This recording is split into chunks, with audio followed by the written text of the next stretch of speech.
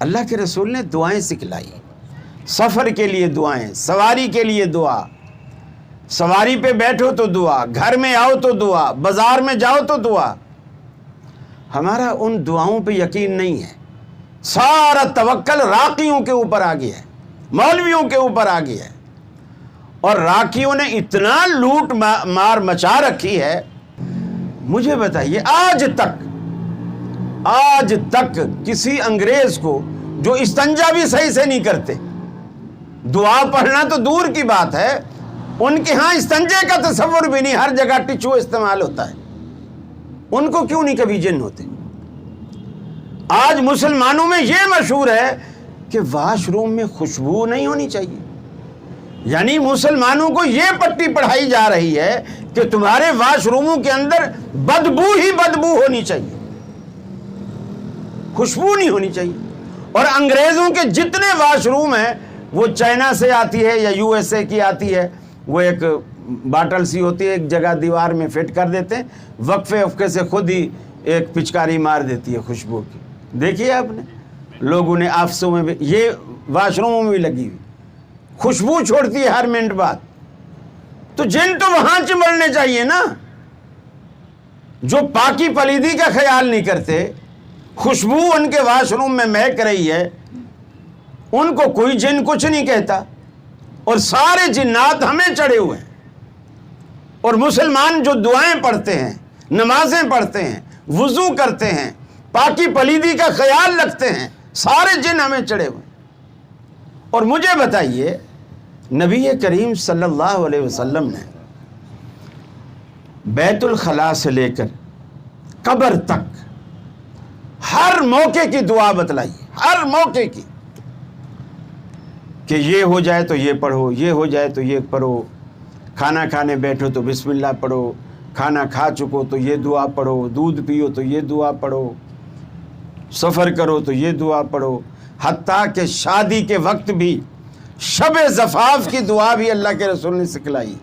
جب دلہا دلہن کے پاس جائے تو ملنے سے پہلے یہ دعا پڑھے، اللہ کے رسول نے ہر دعا بتلائی۔ لیکن کسی راکی سے پوچھئے، کوئی ایک دعا اللہ کے حبیب نے جن نکالنے کی بتلائی؟ آپ نے اپنی پوری زندگی ایک دعا کبھی بتلائی ہے کہ یہ دعا جن نکالنے کی؟ کیوں نہیں بتلائی؟ مجھے بتلائی، کیوں نہیں بتلائی؟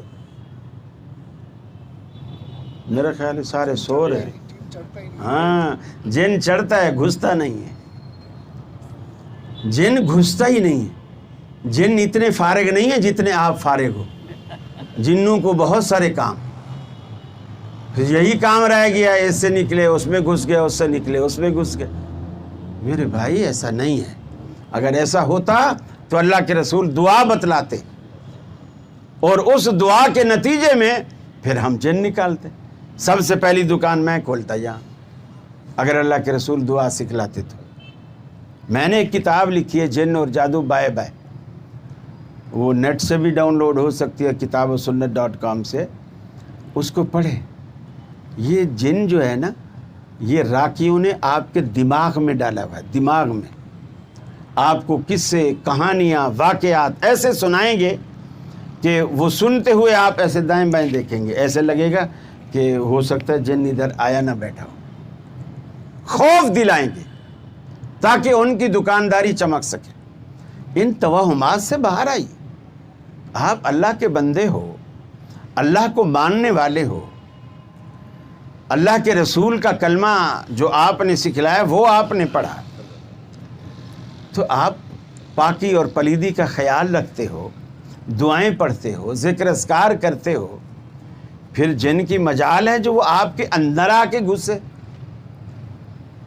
یہ عجیب یعنی لوگوں نے ایک حالت بنائی ہوئی ہے۔ بہرحال یہ چیز توکل کے منافی ہے۔ اللہ کے رسول صلی اللہ علیہ وسلم نے جو بات ہمیں بتلائی ہے، ان میں اگر آپ جنت میں بغیر حساب و کتاب کے جانا چاہتے ہیں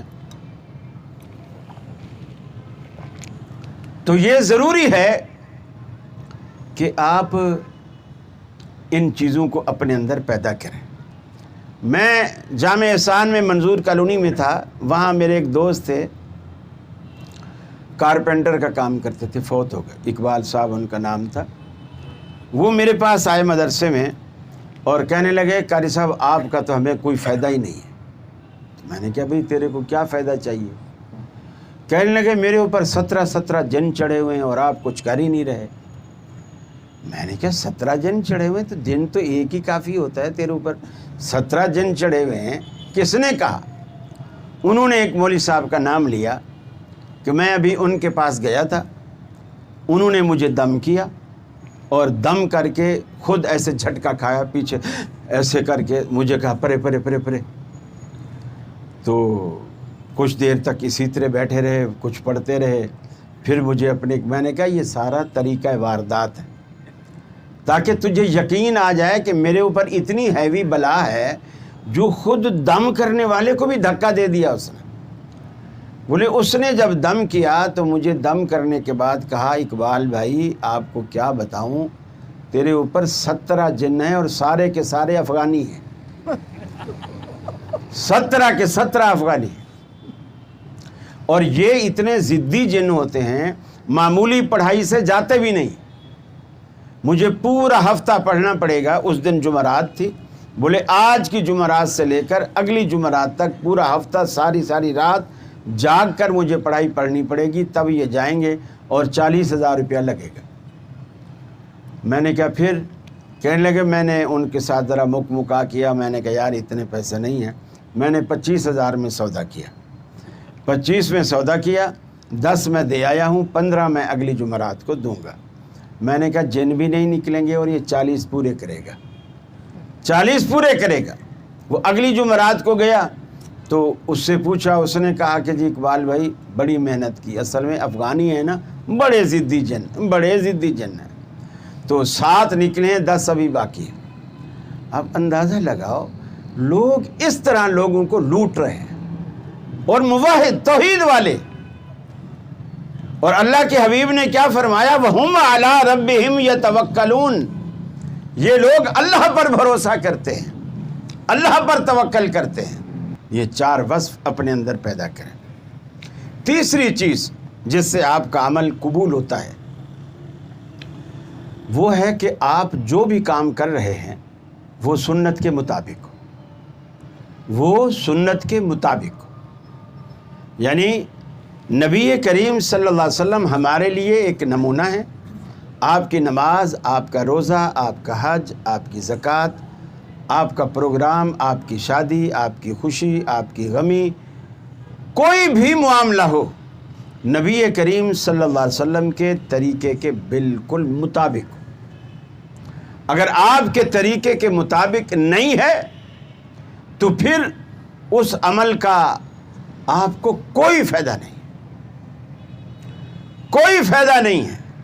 और कुरान मजीद में यहाँ तक अल्लाह रब्बुल आलमीन ने कहा कि फ़ला व रब्बिका ला युमिनून हत्ता युहक्किमूका फ़ीमा शजरा बैनहुम सुम्मा ला यजिदू फ़ी अनफुसिहिम हरजा मिम्मा क़ज़ैत व युसल्लिमू तस्लीमा।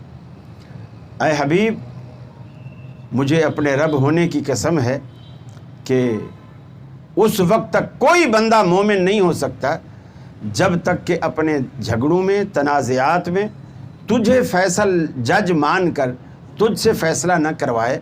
और सिर्फ फ़ैसला करवाना काफ़ी नहीं है, उस फ़ैसले को दिलो जान से तस्लीम भी करे। व युसल्लिमू तस्लीमा, उसको दिलो जान से तस्लीम करे, वरना वो मोमिन ही नहीं है। ये तीसरी चीज़।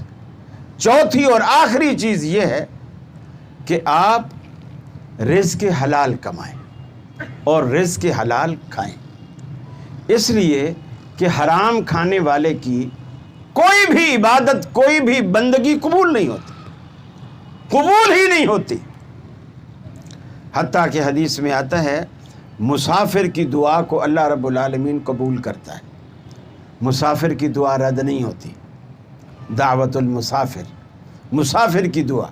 लेकिन मुसाफिर जब ऐसा हो कि उसका माल मता सब कुछ लुट चुका हो तो उसकी तो दुआ अल्लाह बड़ी जल्दी कबूल करेगा।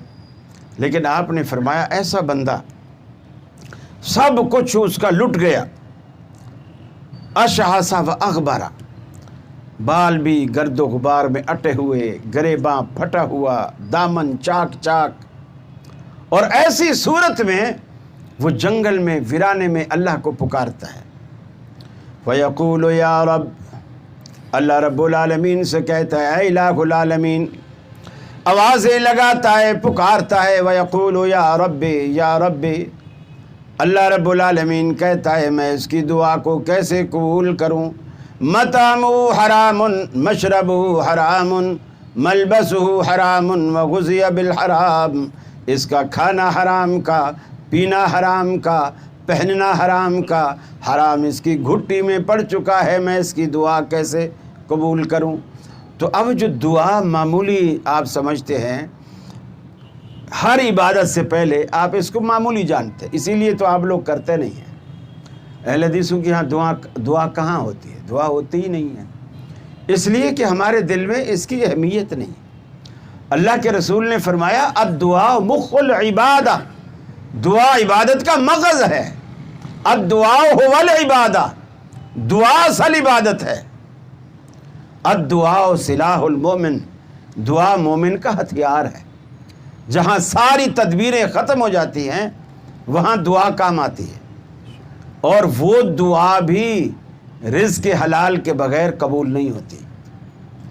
اور یہ جو کاہن جادوگر قسم کے لوگ اس کا جو معاوضہ اور پیسہ لیتے ہیں، اور لوگ ان کی کمائی بھی حرام ہے، اور لوگ جو ان کے پاس جاتے ہیں، ہاتھ دکھاتے ہیں، ان کی باتوں پہ یقین کرتے ہیں، اللہ کے رسول نے فرمایا 40 دن تک اللہ ان کی نماز تک قبول نہیں کرتا، جو ان کی باتوں پہ یقین کرتے ہیں۔ تیرے ہاتھ کی لکیریں یہ بتا رہی ہیں، یہ بتا رہی ہیں، یہ بتا رہی ہیں۔ ارے قسمت تو ان کی بھی ہوتی ہے جن کے ہاتھ نہیں ہوتے، اس پہ آپ لکیریں کہاں ڈھونڈیں گے؟ کسی کا بازو یہاں کٹا ہوا ہے، دونوں ہی کٹے ہوئے، کیا اس کی قسمت نہیں ہوتی؟ اس کی تو لکیریں ہی نہیں ہیں، لکیریں کیا ہاتھ ہی نہیں ہیں۔ نہ کر اتنا یقین ہاتھ کی ان لکیروں پر، قسمت تو ان کی بھی ہوتی ہے جن کے ہاتھ نہیں ہوتے۔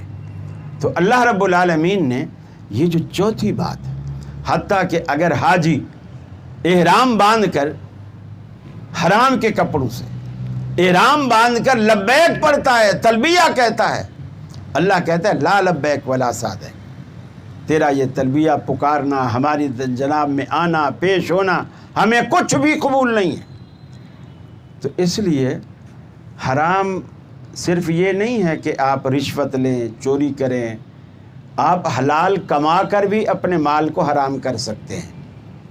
وہ کیسے؟ وہ ایسے کہ مثال کے طور پر آپ رشوت نہیں لیتے، چوری کا پیسہ نہیں ہے، ڈاکے کا پیسہ نہیں، آپ کے اپنے خون پسینے کی کمائی ہے، آپ محنت کر کے کماتے ہیں، لیکن زکوٰۃ نہیں دیتے، زکوٰۃ آپ پر بنتی ہے، آپ زکوٰۃ نہیں دیتے۔ زکوٰۃ نہ دینے سے آپ کا جو باقی ماندہ مال ہے وہ سارے کا سارا حرام ہو جاتا ہے، جب تک وہ 2.5% نہ نکالے۔ یہ بالکل آپ اس کو ایسے سمجھیں، شروع میں ایک دانہ نکلتا ہے انگلی کے کنارے پر، پہلے آپ نے کسی حکیم کے پاس گئے، اس نے مرہم لگا دی، جب 2 دن بعد پٹی کھولی تو پور پورا گل چکا تھا۔ اب آپ ڈاکٹر کے پاس گئے، ڈاکٹر نے کہا قاری صاحب آپ نے تو آنے میں بڑی دیر کر دی، یہ تو پور کٹے گا۔ اب میں نے کہا نہیں یار، میں نے کٹوانا نہیں۔ میں پھر کسی اور ڈاکٹر کے پاس چلا گیا، یار کوئی انجیکشن لگا دے، کوئی یہ کر دے، وہ کر دے، کوئی دوائی بھی، پٹی بھی لگا دے۔ اس نے سب کچھ کر لیا۔ پھر جب کہا کہ آپ ہفتے بعد آنا، ہفتے بعد میں گیا تو انگلی پوری گل چکی تھی۔ اب میں کسی ڈاکٹر کے پاس گیا، اس نے کہا کہ جی یہ تو پہلے تو پور تھا، اب انگلی کٹے گی۔ میں اس پر بھی نہیں مانا، پھر ایک وقت آیا ہاتھ کٹوانا پڑا، پورا ہاتھ کٹوانا پڑا۔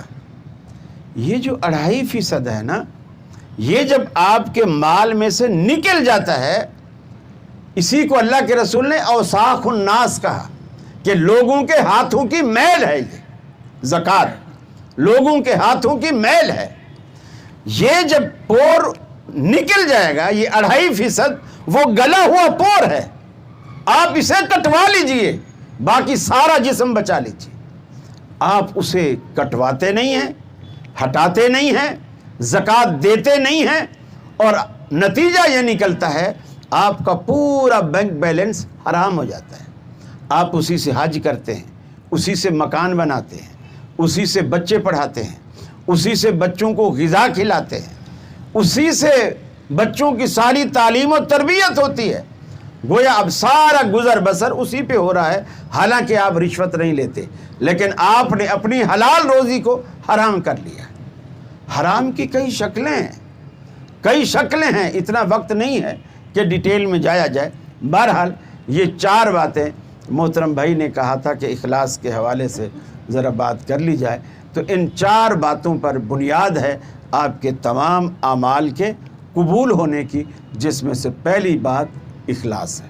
اللہ سے دعا ہے اللہ رب العالمین مجھے بھی اور آپ کو بھی عمل کی توفیق عطا فرمائے.